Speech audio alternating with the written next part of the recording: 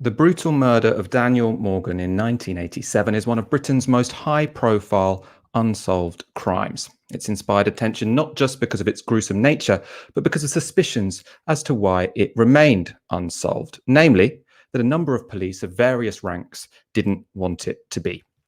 Yesterday, those suspicions were confirmed when an independent panel found the Metropolitan Police's actions surrounding the case to amount to institutional corruption. Tonight, I speak to an expert on the case. Also on the show, I have Dalia Gebrial. Dalia, how are you doing? Have you survived today's heat wave? Hi, I'm good. I mean, heat is normally my complete, what I'm in love with. Normally this would be the exact temperature I'd like.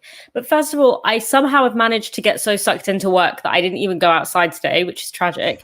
But also it's just cloying, maybe because it's before a thunderstorm, but it's just not the kind of bright heat that I like. It's very kind of sticky. So I'm kind of dying behind the lights here right now. I mean, I definitely see what you're saying when you say sticky. I feel what you're saying, I suppose, but we will miss it when we have 3 days of rain coming up. Also on tonight's show, we aren't going to be talking about the weather. We will be talking about the latest revelations from Dominic Cummings, the latest bizarre developments on GB News, and a BBC journalist being harassed by anti-lockdown protesters. As always, if you're new to the channel, please do hit the subscribe button. In 1987, private investigator Daniel Morgan was murdered with an axe to the head in a pub car park in South London. 34 years later, no one has been convicted of the crime. Now, already in 2011, the Metropolitan Police had admitted that failings in the initial investigation into the murder were hampered by corruption within the local police force. But this week, an independent inquiry found that subsequent investigations into the case were hampered by the desire of the Metropolitan Police to conceal its own failings. Baroness Nuala Olone, who chaired the panel, said this amounted to institutional corruption. The family of Daniel Morgan has suffered grievously as a consequence of the failure to bring his murderer or murderers to justice, the unwarranted assurances which they were given, the misinformation which was put into the public domain, and the denial of failings in the investigation, including failings to acknowledge professional incompetence, individuals' venal behaviour, and managerial and organisational failures. We believe that concealing or denying failings for the sake of an organisation's public image is dishonesty on the part of the organisation for reputational benefit. This constitutes a form of institutional corruption.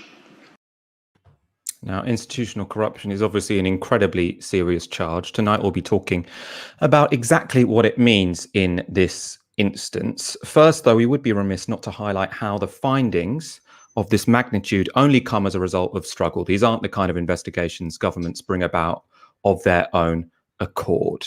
Now, in this case, that struggle was led by Daniel Morgan's family. Raj Bhatt is the lawyer representing them, and speaking on their behalf, he welcomed the inquiry's findings and commented on the experience of the family since Daniel Morgan's murder. As Daniel's family, we became aware of the police corruption at the heart of this matter within 3 weeks of the murder. We said so then, and we have had to say so repeatedly over the decades since the murder. Through those decades, we had to engage in public protests, meetings with police officers at the highest ranks, lobbying of politicians and pleas to the media. At almost every step, we found ourselves lied to, fobbed off, bullied, degraded, and let down time and time again. What we were required to endure was nothing less than torture, and that has changed our relationship with this country forever. Now, to discuss the significance of this ruling and what it tells us about the police, both past and present, I'm joined by Peter Jukes. Peter is executive editor at the Byline Times and also the creator of the brilliant podcast series Untold, which tells the story of Daniel Morgan's murder. Thank you so much for joining us this evening, Peter. Pleasure to be here. Now, I know this is an incredibly complex story, and if people want to know the ins and the outs of the events surrounding this murder, they should check out your podcast, which is excellent. The reviews are incredible. For the purposes of this show, though, could you, I suppose, in as shortest time as possible, what are the real key issues about this case that make it so important? And especially, I want to focus now on the initial murder and the initial corruption which surrounded that first investigation. Well, one of the ways of understanding what the family went through is those first few days with Alistair Morgan. So Alistair Morgan, brother of Daniel, his older brother, heard about his death and came straight to London, and within a few hours went to the murder scene, spoke to Daniel's business partner in this detective agency, Southern Investigations, and quite quickly realized that Jonathan Rees, his partner, the last person who knew Daniel to see him alive, was a suspect. He then went to the one police officer he knew in the area, in the Catford area, a Detective Sergeant Sid Fillery, who he'd met through Jonathan Rees and through Daniel, and told him his suspicions. And immediately he was run out of town. The next thing that happened was that at the inquest, it was revealed from evidence, taped evidence, and sworn affidavits of a bookkeeper that Jonathan Rees had planned to kill Daniel, and that Sid Fillery, the detective, would leave Catford Police Station and take Daniel's place. And by the time of the inquest, that had happened. Now, what the panel have found, they don't see any direct involvement of Catford and Southeast London, by the way, a notorious place for police corruption in the 80s, that actually involved in the murder. But Fillery was the first person to interview Rees. He took papers away from Southern Investigations. And so you have that within 3 weeks, Alistair said, he knew police corruption was involved, and they ignored it. Nothing happened after the inquest. There was a PCA of the Police Complaints Authority investigation into the murder, the first murder investigation, no police corruption. So from that 3 weeks in 1987, it's taken till now for them to accept there was original police corruption. But that corruption just spread from that one moment. Once Fillery and Rees and Southern Investigations arrested, got off, they became the one-stop shop for police corruption and News of the World and other media organizations to get the fruits of police corruption. So that by the mid-90s, the late 90s, they were described within the panel report as a hub of corruption. Basically, 10 police officers were arrested and convicted, all connected with Southern Investigations. And all through that time, the Morgan family were ignored. And you talk to Alistair, he knew there were nasty people around Daniel in that world, that sort of twilight world of private investigators. But what shocked him more was the portrayal of the police. From that first moment, the one person he confides in actually takes Daniel's place. And I mean, I suppose that is, if you need to know one thing about this case, it was someone who was a private investigator whose partner had involvement with the police. The person is then, Daniel Morgan is killed. The prime suspect is then interviewed by one of his best friends who goes on to take Daniel Morgan's job. So it's just all incredibly suspicious from the outset. We'll be going through more of this as the show develops. And I want to bring up now the terms of reference for the panel, because this is really interesting what this panel were sent away to investigate and to find answers to, essentially. So we can get up this. The purpose and remit of the independent panel is to shine a light on the circumstances of Daniel Morgan's murder, its background, and the handling of the case over the whole period since March 1987. So these were the terms of reference set out in 2013. Now, the panel will seek to address the questions arising, including those relating to police involvement in the murder, the role played by police corruption in protecting those responsible for the murder from being brought to justice, and the failure to confront that corruption, and the incidence of connections between private investigators, police officers and journalists at the News of the World and other parts of the media, and alleged corruption involved in the linkages between them. Now, Peter, what I want to do is go through these 3 points one by one. As I understand it, the report has sort of focused more on some than others, but it's clearly they were put there as the terms of reference for a reason. So let's begin with police involvement in the murder, which I suppose would have been the most dramatic finding. I mean, they haven't found the police were involved in the murder, but could you, I suppose, first of all, talk a bit about why that even appeared in the terms of reference? Why were people even suspicious that the police could have been involved? And then what has the panel itself found or judged in this instance? Well, there was talk, and there are this paperwork suggesting a management committee had been involved in the planning of the murder, the commissioning of it, if you like.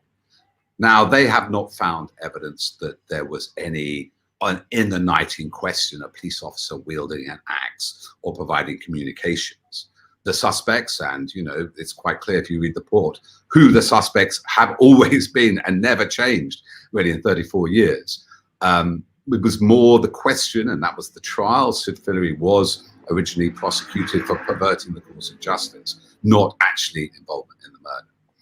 So then you go on to the second bit, I suppose, which what about is, as I said from that first moment on, the queering of the pitch, the incompetence, and maybe deliberate incompetence around the crime scene, around lack of forensics, around the missing objects, a missing Rolex watch, the interview of Reese by Fillery, the removal of papers, that they have established quite clearly. But that is in the area of perverting the course of justice. I would say they've done some very strict limitation of what they've looked at.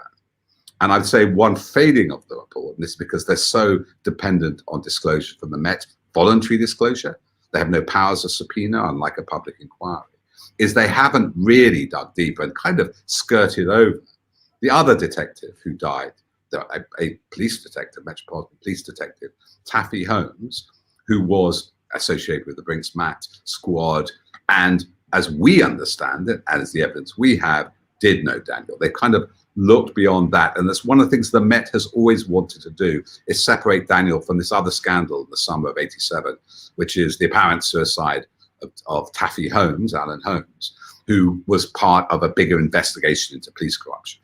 I mean, we know from Alistair Morgan that Daniel Morgan spoke about police corruption that he knew about and that he was potentially going to tell the press about. Yeah. And so there is one possible motive that he was taken out essentially to stop stories of police corruption, which potentially involved sort of drug importation or whatever, that being revealed. And so he was taken out essentially to silence him. Now, I mean, the panel haven't ruled that out, have they? They just haven't said there isn't sufficient evidence for them to say that's a plausible scenario.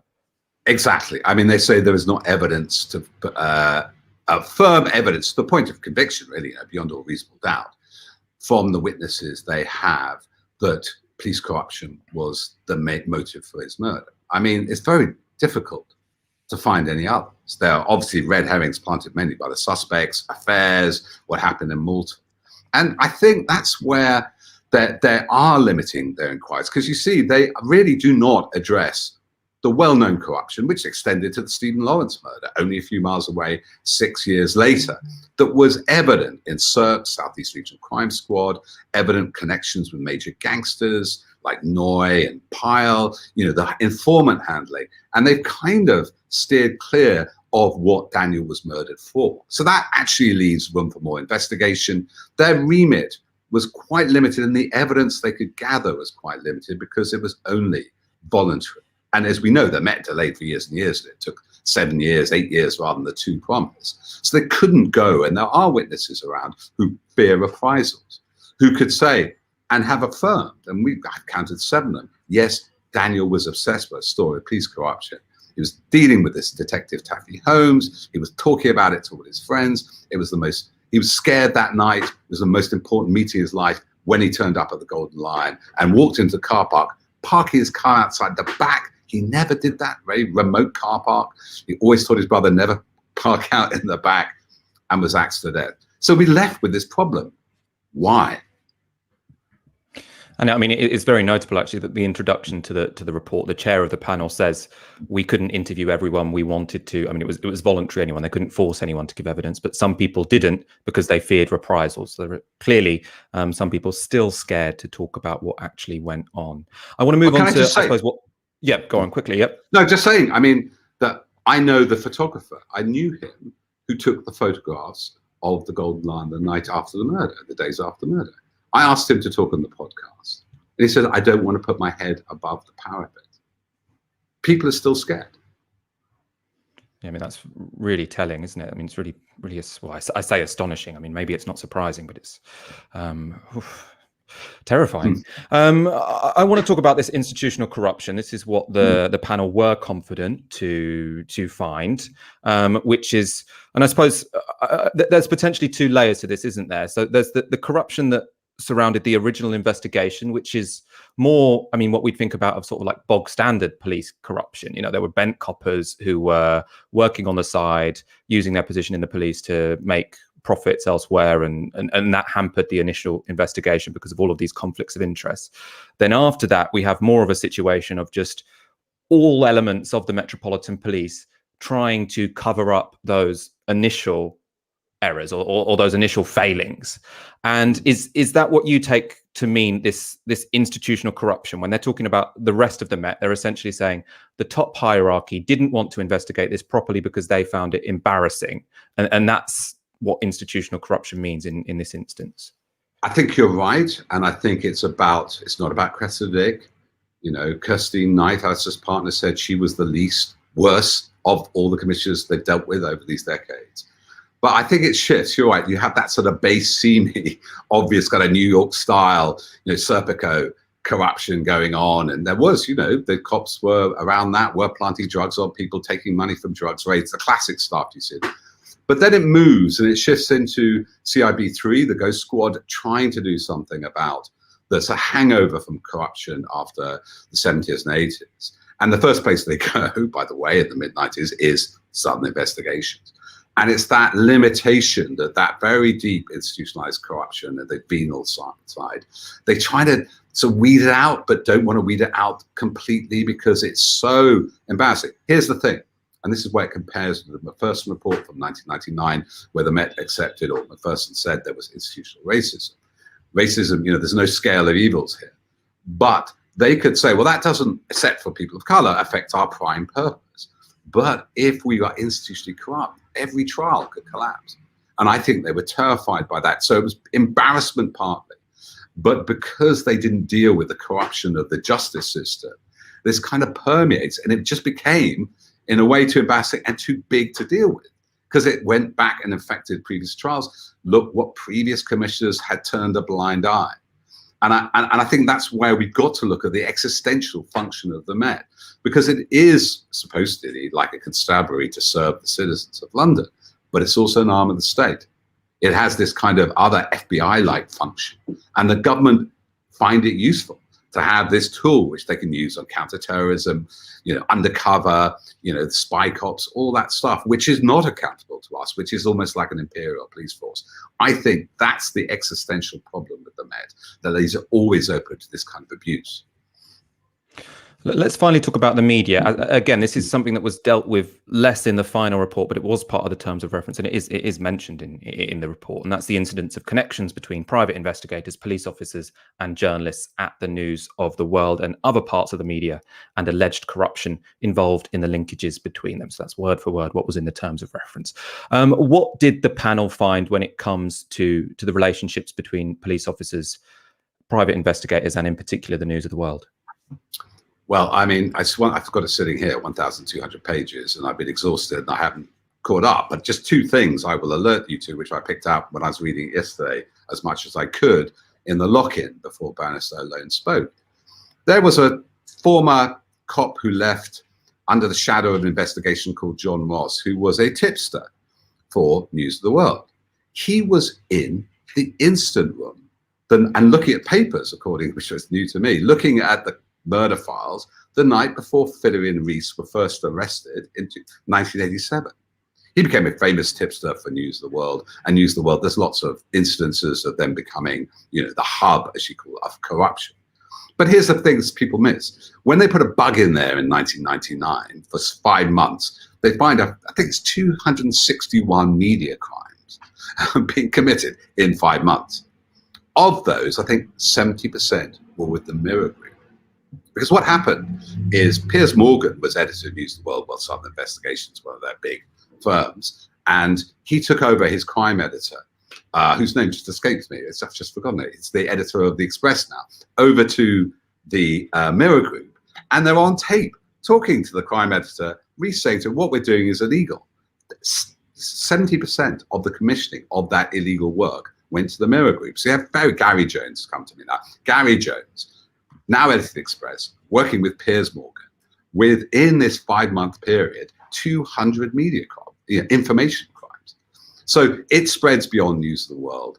They do deal with the surveillance on Hames and Cook, which is the wife of the lead investigator, Dave Cook, in 2002 by Mazza Mahmood's photographers. We now know is hacked by Mulcair. Lots of terrifying incidents happened to that family. And they conclude, yes, it was most likely News of the World and Alex Marinchak, the editor, the news editor then, but not quite up to proof to charge them with perverting the course of justice. What they didn't look at, and we have evidence of, is interference in the 5th murder investigation. So their problem was, on the immediate crimes, they were reliant on cooperation from Murdoch, from him giving them materials.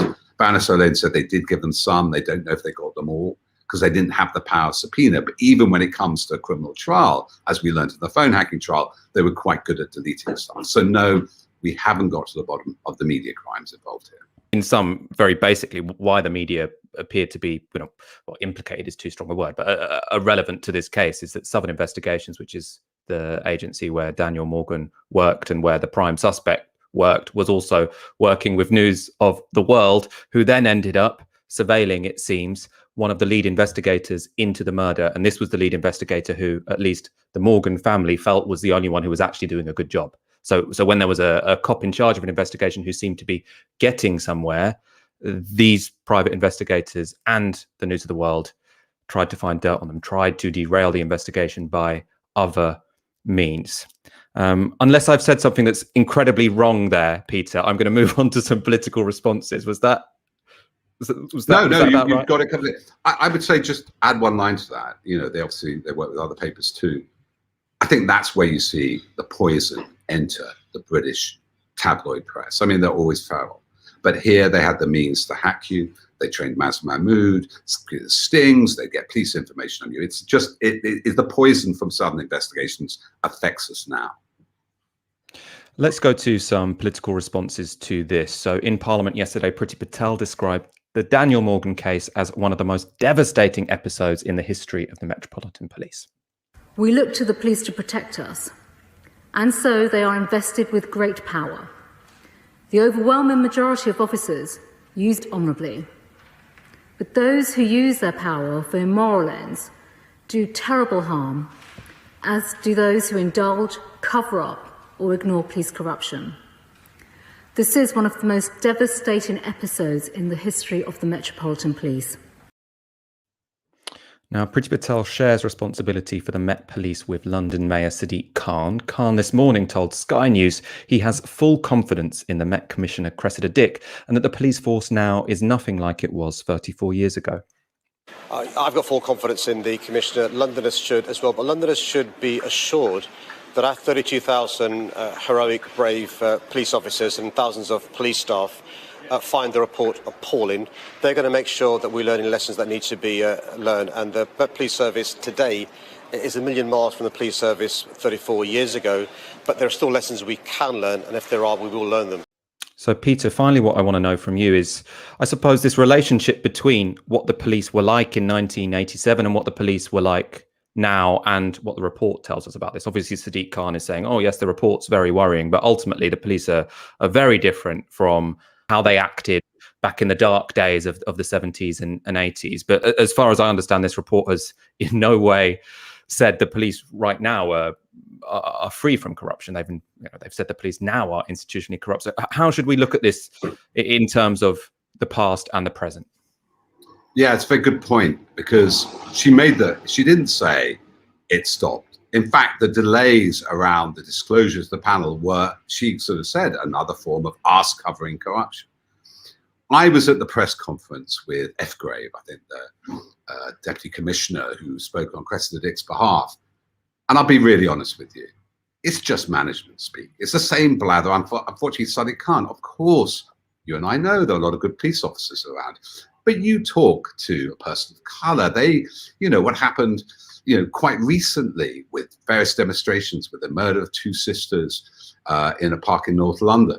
is there are bad cops around, and the blather from senior cops telling us it's all fine, everything's changed, is not reassuring. It's exactly what Alistair faced 34 years ago. I think that it's not good enough. And I don't think it's good enough just getting rid of Cressida Dick. There's something wrong. And I talk to coppers from other constabularies. They always say, whoa, the Met. There's something institutionally corrupt about the Met. Maybe it's his function. Maybe it's his history. But you can't just sort of do a bit of management blather and say this is over. It's appalling reaction, to be honest, from both Sadiq Khan and from Priti Patel, both of you, who do not mention the media complicity because they're quite reliant, particularly Priti Patel, on the good faith and favour of those media organisations involved. Peter Jukes, thank you so much for joining us this evening and giving us all your insight and parts of your wealth of knowledge about this case. And I know I've got to let you go because you're going to do another show on Byline TV this evening about this case, which I'm sure will be brilliant. If you want to know more about this, that will be on later tonight. Peter, thank you so much for speaking to us today. Thank you. Okay, bye-bye. If you are enjoying our stream tonight, do hit that like button. As you know, it helps us on the algorithm. Dalia, I want to go to you quickly on this, just in terms of how you think this case and this finding relates to, what we've seen from the Metropolitan Police. I mean, in all different aspects. Obviously, this panel was about one specific incident, one specific failure of the Metropolitan Police, or a bunch of failures, but around a specific case. What do you think this says about the Metropolitan Police as an institution when it comes to the other wrongs we often talk about them committing?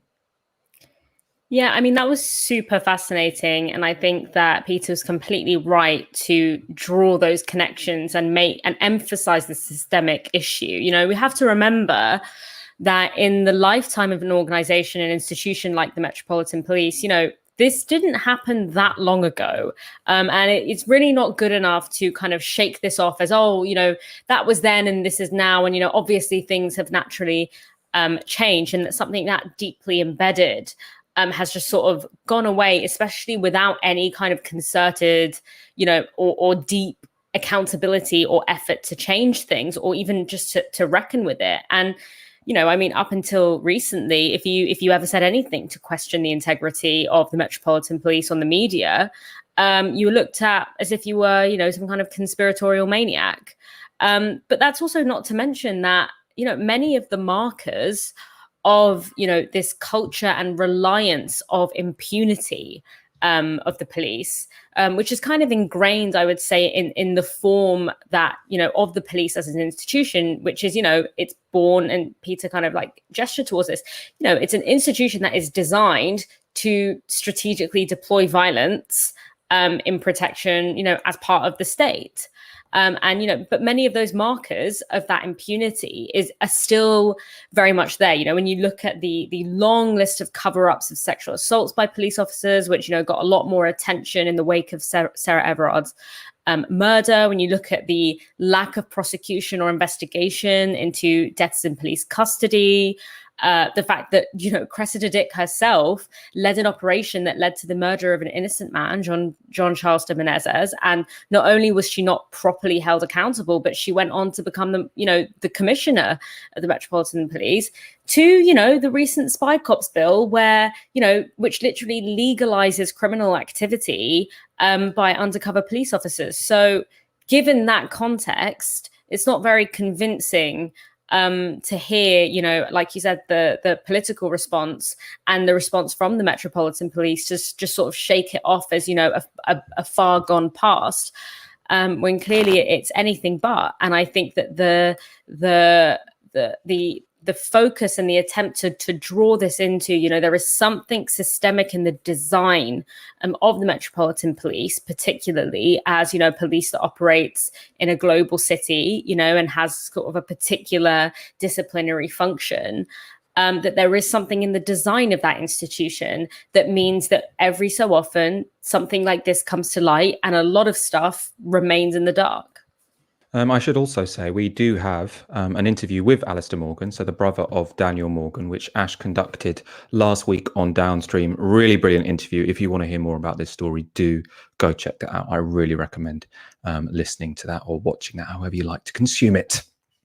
When Matt Hancock appeared before the Health and Science Select Committee last week, the most helpful statement was made by Greg Clark. He's the committee chair. Clark informed the room that Dominic Cummings, who had spoken to the committee 2 weeks earlier, had provided no evidence to back up his attacks on the health secretary. Dominic Cummings has now responded by uploading screenshots of WhatsApp messages between himself and the Prime Minister, in which both privately expressed concerns about Matt Hancock's ability and honesty. Now, the screenshots date from March and April last year. We're going to take a look at some of those in one moment. First of all, just to remind you, in his testimony to that select committee, Cummings accused Matt Hancock of incompetence when it came to testing and buying PPE, and also accused him of lying about both. So that's what these screenshots are intended to back up. Now, the first message I want to show you is from Boris Johnson to Dominic Cummings on the 27th of April. Now, a note here again, there are two conversations going on here, as is often the case on WhatsApp. So I'm going to read you the ones that are relevant to Matt Hancock. So in this exchange, Boris Johnson says, "On PPE, it's a disaster. I can't think of anything except taking Hancock off or putting Gove on." Now, in reply to that particular message, Dominic Cummings says, "With the Cabinet Office such a total shit show, I'm afraid this would have a severe risk of making it worse, not better." To that, Boris Johnson replies, "Okay, what the F do we do? Another meeting with Matt and Stevens and Dayton and co." Now, here, Stevens is Simon Stevens, head of the NHS. Dayton is Lord Dayton. He was CEO of the organising committee of the London Olympics, brought in as a PPE czar. Now, in reply to that, Cummings, first of all, talks about problems with the civil service servants in the Cabinet Office, things we've heard about him talk a lot about. In the second, he says, "With PPE, the real issues aren't about ministers. It's how many people with what expertise are led by who, how are they connected across Whitehall to other networks, what do they do when they hit barriers, how do we create visibility over problems, and so on. In our system, only the Cabinet Office can dig into the truth, then move crap people and put in new people. Great people is totally critical, and we have almost no power to move duffers and put in good. Only the Cabinet Secretary can do this. Hancock bullshits, but that wouldn't matter much if we actually controlled the Cabinet Office." So again, there you've got this classic Dominic Cummings line, which is essentially the bureaucracy is not letting us work as effectively as we would. The PM replies, "Brill, I'm all ears." What's notable there is that within that critique of the civil service, Cummings says Hancock bullshits. And he says that as if it's common knowledge. There's no pushback from the PM. So that to me does provide some evidence for Dominic Cummings' claims in that select committee that essentially, everyone had just stopped believing what Matt Hancock said in those first months of the pandemic. Now, that exchange was a little bit convoluted. I thought very interesting. I mean, I'm glad that Dominic Cummings is publishing screenshots of their WhatsApp conversations, his conversations with Boris Johnson. Even if I wish he could just use the screenshot it from the screen instead of taking a photo, it'd be easier for you to read it. But let's go to an exchange that wasn't quite as convoluted. This one's pretty goddamn clear when it comes to what Boris Johnson thinks about Matt Hancock. This conversation was on the 27th of March. So here, Dominic Cummings says, "US has gone from 2,200 tests a fortnight to 27,000 a week ago to 100,000 yesterday. This is what we said we should do. Instead, we are still stuck on about 5K to 7K, and Matt Hancock saying today he's skeptical about getting to 10K by Monday, which he said would definitely happen on Tuesday. This means tens of thousands of NHS staff aren't at work over the next 3 critical weeks, apart from my earlier point, retesting being integral to escape plan." So he's saying Matt Hancock is not providing the testing we needed. And also, he said last week we could get this number. Now he's saying it's going to be difficult to do. So again, sort of classic Matt Hancock, well, lying essentially. In response, and this is the real headline, Boris Johnson replies, "Totally effing hopeless." You can also see there's 3 missed calls from Boris Johnson to Dominic Cummings. Cummings explains in the blog that was Boris Johnson trying to tell him he had tested positive for COVID-19. Dominic Cummings said he wasn't near the phone at that point in time. And we've got one more message, which is a lot like that one, but in this case, referring to ventilators. It's in fact the morning after the one we've just shown you, where Boris Johnson calls Matt Hancock totally effing hopeless.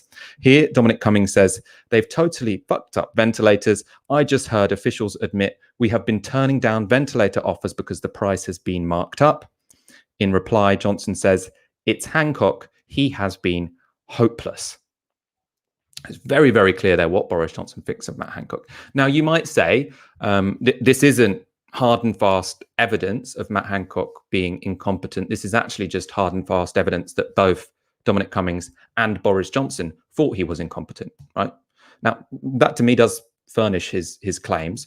It's always the case in any sort of evidential session that if you thought the thing at the time you were talking about, that's a stronger piece of evidence than if you're talking about it retrospectively. So I do think that counts for something. Dominic Cummings also, though, pointed to a part of Matt Hancock's testimony, which he thinks essentially proves the health secretary was terrible at his job at this point in time, especially when it comes to PPE procurement. Now, you might remember that Matt Hancock in his testimony suggested that one of the reasons it was difficult to procure PPE was because the Treasury had set rules where if you were charged a certain high price, you weren't supposed to buy it, as a sort of method of cost control. Now, there were obviously big shortages of PPE at that period of time, so Matt Hancock needed to spend way above the odds. He was saying there were some rules that slowed that down slightly. Dominic Cummings is saying that was complete bullshit. It doesn't stack up. I want to go to this section of his blog. To MPs last week, Hancock claimed that A, he decided to change the procurement rules that constrain the Department of Health. I requested the cap was removed, Hancock said. B, he went to the Chancellor about it because there was still a Treasury cap on the 11th of April. Cummings says this is false. This is an accidental admission of uselessness. If you believe Hancock's own account, he did not act on this issue until the 11th of April, weeks after it should have been dealt with. No PM pointed this out. 2, in fact, I and others in Number 10 had already acted on this in March because of repeated insane meetings. In April, the Cabinet Secretary checked the paperwork, see below, and confirmed that the cap on the Department of Health had been removed in March, as Number 10 had insisted. So last week, Hancock was both accidentally admitting being so useless that he did not act until the 11th of April and misleading MPs about what actually happened and blaming the Treasury still for delays in mid-April when the Chancellor had sorted this out weeks earlier. Hancock's story to MPs is a lie that, if true, would show again he was useless. So he's there saying his account is, I asked for this cap to be removed on the 11th of April. Dominic Cummings is saying, 1, I know that not to be true. And 2, if that were true, what the hell was he doing for the month and a half before that, when it was clear that we would need lots and lots of PPE? Let's look at how Matt Hancock responded to the release of these WhatsApp messages today. Are you hopeless, Mr. Hancock? I don't think so. The main focus of this blog was Matt Hancock because it was a response to Matt Hancock's evidence to the Health and Science Select Committee. We did also get some more insight into the conduct of Boris Johnson. That includes this account of a meeting chaired by Dominic Raab. He was standing in at the time for the then hospitalised Prime Minister. On the 20th of April, Hancock faced intense pressure. Under Raab, the meetings were less pleasant for everybody, but much more productive because, unlike the PM, A, Raab can chair meetings properly instead of telling rambling stories and jokes, and B, he let good officials actually question people, so we started to get to the truth, unlike the PM, who, as soon as things get a bit embarrassing, does the whole let's take it offline shtick before shouting forward to victory, doing a thumbs up and pegging it out of the room before anyone can disagree. That's a very plausible account of how I can imagine Boris Johnson behaving in important meetings. Again, obviously, he hasn't provided concrete evidence for that, but it rings true. One more revelation about Boris Johnson. He suggests the public inquiry into the mistakes made during the COVID pandemic will be delayed so Boris Johnson can avoid dealing with the fallout. Now, in the process of explaining why it will be delayed, he claims or reveals Boris Johnson is already planning his life after Downing Street. The public inquiry cannot fix this. It will not start for years, and it is designed to punt the tricky parts until after this PM has gone. Unlike other PMs, this one has a clear plan to leave at the latest a couple of years after the next election. He wants to make money and have fun, not go on and on. So we either live with chronic dysfunction for another circa 5 years, or some force intervenes. So we're saying Boris Johnson, not a serious guy. He doesn't even want to be Prime Minister for long because he wants to have some fun and make some money afterwards. Dalia, what do you think about this particular blog post? It's definitely interesting for us journalists to have someone who was at the top of government revealing all of these WhatsApp messages, making all of these claims about the actions of people at the top of the Tory party, people in positions of power. At the same time, this guy clearly has a grudge against Matt Hancock, and no one really trusts him. Do you think these WhatsApp screenshots change anything? That's what's sort of so interesting about this, right? In that, of course, this very much feels like a really sensational story. We're not used to someone, at the top, who was at the top, sort of spilling all the beans like this on a currently existing government, and also in this kind of very particular form on Twitter, like in the form of pictures of screenshots, which, like, please God, someone show him how to, if this is going to go on, someone show him how to take a bloody screenshot, because it's like my eyes and my old age just can't deal with it. But it's very Mean Girls. It's very sort of tabloid friendly, and it's almost kind of being reported like it's entertainment. But it's also when you actually get down to it, he's not telling us anything that is wasn't already quite easy to see. It kind of reminds me of when that news came out about Boris saying, let the bodies pile high, and people were sort of got very tied up in questioning, the context or whether or not that's exactly what he said. And the proof, the proof was always in the pudding. I mean, he did let the bodies pile high. So whether or not he said it in those exact terms, the fact doesn't really change. And similarly here, when you take away the kind of scandal of it, the sensationalized package that it comes in, it tells us something that's kind of always been obvious and should have been obvious to a journalist class whose job it is, or at least should be, to be insightful and to be analytical and critical of the government, and read between the lines of government statements and of government leaks, rather than just sort of regurgitating them as fact, which is sort of the style of political journalism that particularly at the BBC we are seeing. And the thing is that it tells us what we already sort of knew, which is that Matt Hancock, but also the government writ large, was out of their depth, and we are in a moment where, and the government was out of depth in a moment where we couldn't afford to have a government that was out of its depth, and we've lost thousands of precious members of our community as a result of that. But if Trash Futures could, before the Trash Futures podcast could, before Matt Hancock became health secretary, see that he was clownishly incompetent, you have to ask yourself why actual professional political media classes apparently couldn't see that or make that observation, or at least were deliberately not honest about it. And maybe it's because a sort of particular social contract has now developed between the political and the media class, which exchanges proximity and scoops for essentially discipline and boundaries that are very much set by the government. And what I think is sort of so depressing is that this is fatal, and almost deliberate incompetence here that we have seen, and that Dominic Cummings is describing here. That story about Boris Johnson, the way that Boris Johnson handles meetings, is just like, it's sickening. But why is this only actually, like I said, a lot of this is stuff that we could have gauged without these texts.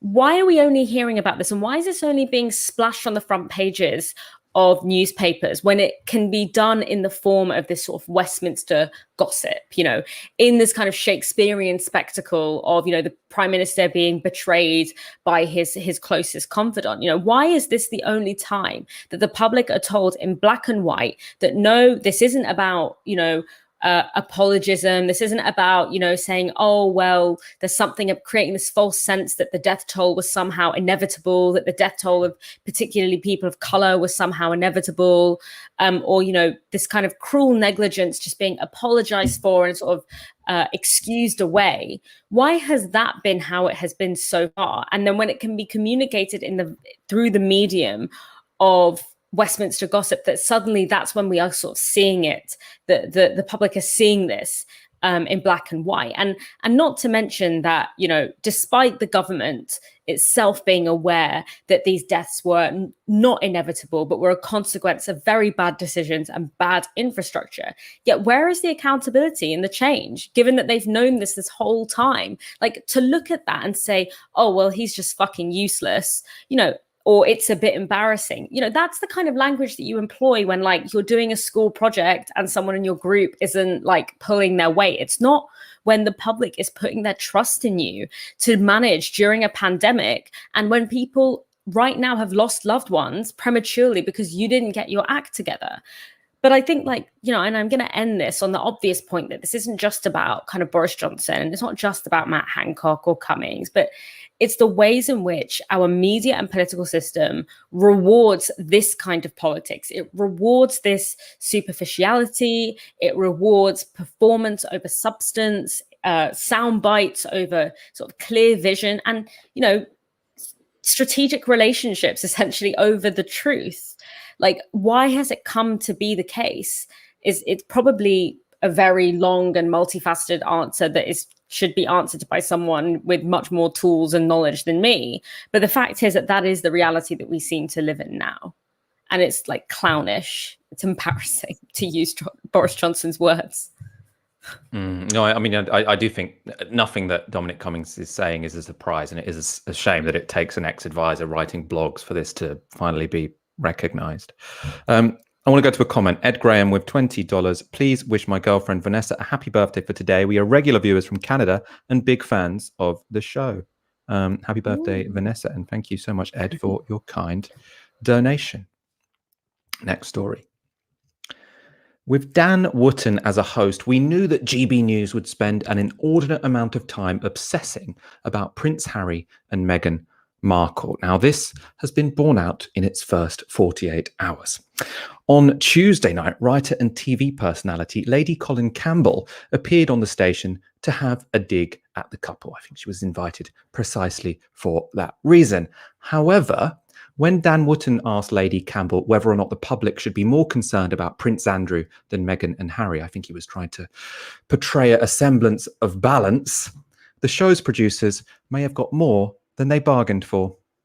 You say, though, to Lady C, to all of those folk who say, actually, it's Prince Andrew who has damaged the royal brand far more than Harry and Meghan with his association with the paedophile Jeffrey Epstein? Well, first of all, may I say, paedophile is a medical term, so is hebephile, and so is ephebophile.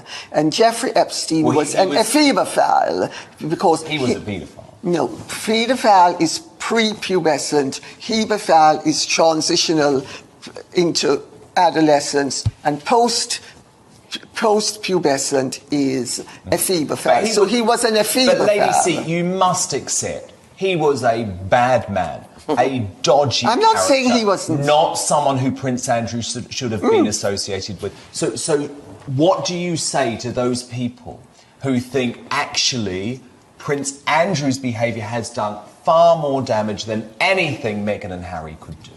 Well, I hear what you're saying, and I see where you're coming from with it, and I see where they're coming from with it.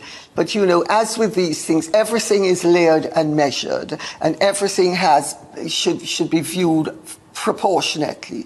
And let's remember that President Bill Clinton, who is a far bigger name and a far heavier hitter on the world stage than Prince Andrew, was a far greater friend and for far longer than Prince Andrew. So, you know, I think just to put things in proportion, the New York Attorney General has been going after Prince Andrew because they are effectively political appointees in America. Yeah. It's not like here where an Attorney General is a legal entity. In there it's not. And they're playing politics. And Prince Andrew is to a large extent a distraction so that Bill Clinton will actually be kept out of the frame.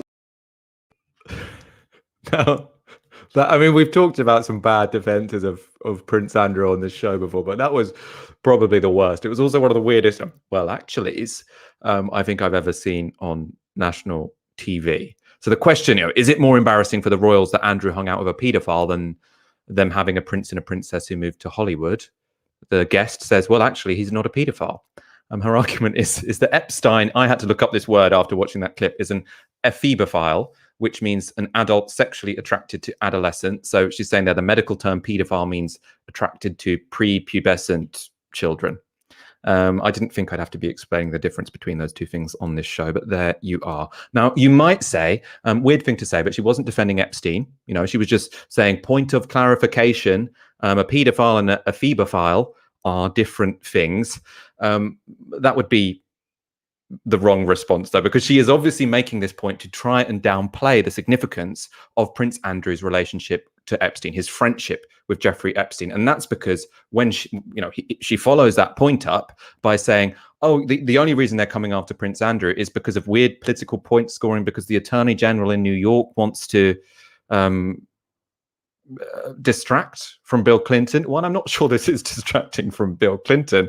And two, whatever the motivations of the American prosecutors, this is a guy who has admitted visiting Epstein after he was convicted of gruesome, brutal sex crimes against children, right? Prepubescent, post-pubescent, who cares, right? This was sex crimes against children. He was found guilty of it. Prince Andrew went to visit him afterwards. You know, we know he's subject to allegations himself, which he denies. But I mean, Dalia, I want to bring you in on this. What did you make of that incredibly bizarre piece of television? I mean, just so much going on there. Like, first of all, why are we nitpicking on like what stage of pubescence the girls that a grown man is like sexually exploiting? Like, oh, it's, you know, post, you know, or transitional pubescence. Like, how about no pubescence? How about like extremely far beyond pubescence, like by 2 decades or something? Like, just like, ew. But also like proportion. Like, are you seriously, like, this woman? I had the unfortunate, you know, due to having to, you know something about this woman, I had the unfortunate experience of researching her. This is a woman who, when Meghan Markle named her daughter after the Queen's nickname, i.e. named her daughter after her daughter's grandmother, deeply uncontroversial, this particular woman, described Meghan Markle as a very disturbing individual. And yet Jeffrey Epstein, oh, no, let's not besmirch his reputation. Actually, he was attracted to girls who were like leaving puberty and into adolescence, like gross. But it's all, it's all like dulcet tones and technicalities when it comes to, not only like allegations against Prince Andrew, which he is refusing to, go before a judge, to deal with. But also, as you say, his very close relationship with Jeffrey Epstein, after we knew for a fact that he was engaging in the sexual exploitation of children. After that was, a conviction. And it's like this kind of like the sort of nonchalance with which he kind of brushes it off, like it kind of tells me just the kind of these massive institutions, from the monarchy to the church, religious institutions, the media, the state, how kind of, the embeddedness of a culture of sexual exploitation of minors is sort of within our society, and particularly when it's done by people who are very powerful and who are, very protected. And it's important that we don't just keep this to conversations around individuals who are presented as sort of uniquely perverted or abusive, but we have to understand what is the kind of the institution and the network that exists around these individuals, that, whether it's the music industry or the media industry and all of these sort of like very big spaces where, especially after the Me Too movement, we sort of know the scale of harassment and abuse that has been ongoing. It's all about actually those institutions of silence and facilitation that occurs around it. That's what's really concerning. And, I think this is how the way that kind of like she, has all of this vim for Meghan Markle doing something that's like really a non-story, but such nonchalance when it comes to the harm imposed by, someone who she sees as entitled to the amount of power that he has. It kind of makes me think about the brushing off of violence by institutions, particularly when you think about the purpose of GB News, which isn't to sort of persuade outsiders. It's designed to sort of embolden and fortify and strengthen the base that already exists. And it's basically that base needs a way of brushing off the violence that is perpetrated by the institutions it endorses, whether it's, the police, the monarchy, the church. It needs a way of understanding why it cares so much about sexual violence when it's done by particularly, especially racialized communities, and yet has to find a way to accept or minimize the sexual violence of those who they seem themselves as aligned with. It makes me think about, how Donald Trump's first speech when he was announcing his presidency was centered around this figure of, protection against the Mexican rapist, all while knowing that he himself talks about, how he's so powerful and he's so rich that he can grab women by their genitals and kiss them whenever he wants. And you might wonder, how do those two things coexist? And this segment really speaks to actually the kind of way that contradiction is resolved. But what gets lost in all of this conversation is the actual harm that is done to young people, boys and girls, as a result of this culture and as a result of sort of institutionalized misogyny, particularly in these, institutions that are seen as too big to hold to account. And what also gets lost is the essential and urgent conversation that we need to have about how to actually change that culture, so that we don't continue to live in a world where this seems to happen so frequently.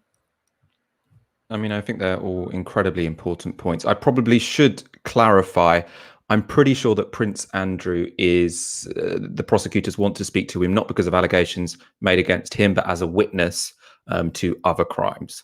I just wanted to clarify that. But I think, that broader story of what's going on here and why that was such a disturbing piece of television is absolutely right, absolutely spot on. We are going to go on to our final story.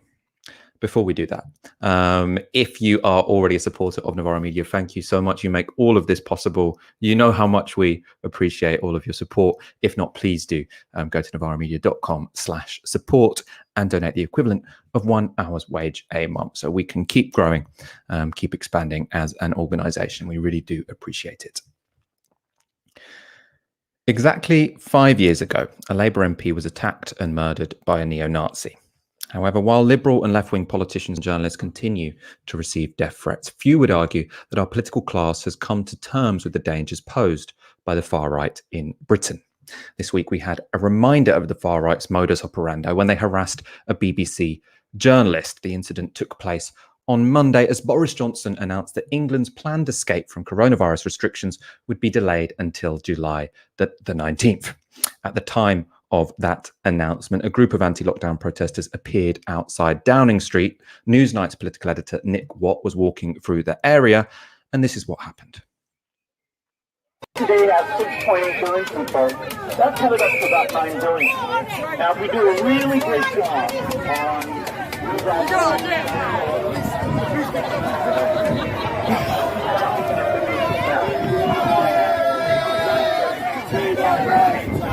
you fucking cunt!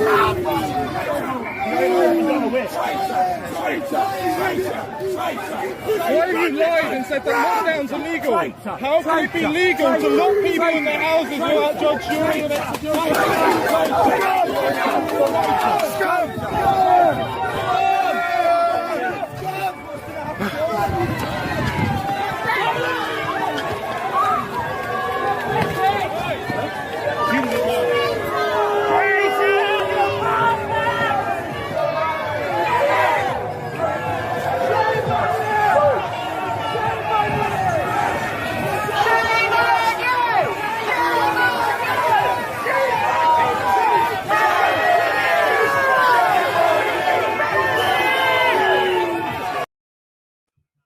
That was really, really unpleasant to watch, like really, really threatening behavior, getting right in his face. I mean, they were putting their hands on him. I mean, that looked quite scary. And you saw him run away. I mean, a really horrible thing to see done to a journalist. I think Nick Watt's a fine journalist, but whatever you think about someone's journalism, that's a terrible thing to do to them in the street. Now, that footage was from an anti-lockdown YouTube channel called Resistance GB.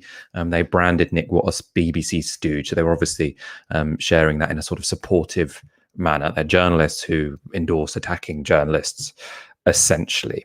The most striking thing from that video, other than the pure aggression from those protesters, I think, was the inaction of the police. They didn't seem to do anything at all about what was going on. Now, we're going to discuss that more in one moment. First of all, let's go to a couple of reactions. The BBC Director General Tim Davie put out this statement. The safety of journalists is fundamental to any democracy. They must be able to report unhindered, free from abuse. There is absolutely no justification for any journalist to be treated in this way. The Prime Minister, for his part, described the incident as disgraceful. The Home Secretary, Priti Patel, said it was appalling. And Labour's Shadow Culture Secretary, Joe Stevens, said it was absolutely unacceptable. Now, that's all to be expected. The reaction from the Metropolitan Police was a little bit more worrying, though. As I say, as you saw from that clip, they seemed to stand by while Nick Watt was being harassed. This is in a context where we know that protesters like that, the far right, can be very, very threatening, that the police should be worried about what was going on there. They didn't appear to do anything at all. Now, The Guardian has a write-up of their response. They write, the Met drew further criticism after initially saying officers were not in the immediate vicinity of the incident, a statement which it later said had been drafted after viewing a 45-second clip which had circulated online. On the basis of a longer clip, the force said it was clear the incident began on Whitehall where officers were present. Quote, the behaviour shown in the video is unacceptable. Members of the public of any profession have the right to go about their day without being subjected to verbal harassment or actions that put them in fear for their safety, said the force.